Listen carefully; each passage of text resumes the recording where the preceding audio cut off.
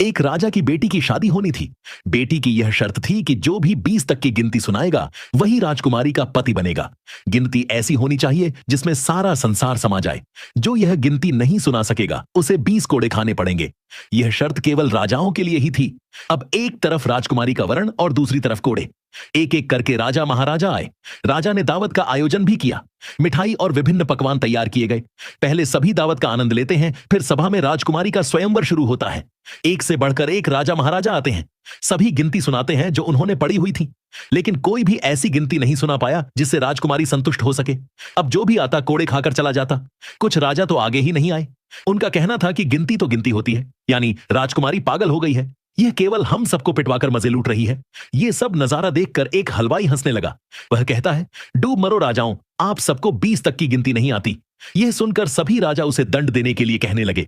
राजा ने उससे पूछा, क्या तुम गिनती जानते हो? यदि जानते हो तो सुनाओ।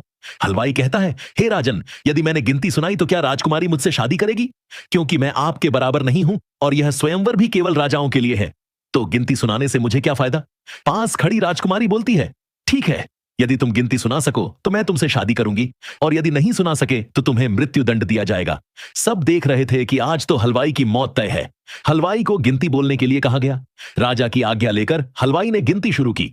1 भगवान, 2 पक्ष, 3 लोक, 4 युग, 5 पांडव, 6 शास्त्र, 7 वार, 8 खंड, 9 ग्रह, 10 दिशा, 11 रुद्र, 12 महीने, 13 रत्न, 14 विद्या, 15 तिथि, 16 श्राद्ध, 17 वनस्पति, 18 पुराण, 19वीं तुम और 20वां मैं।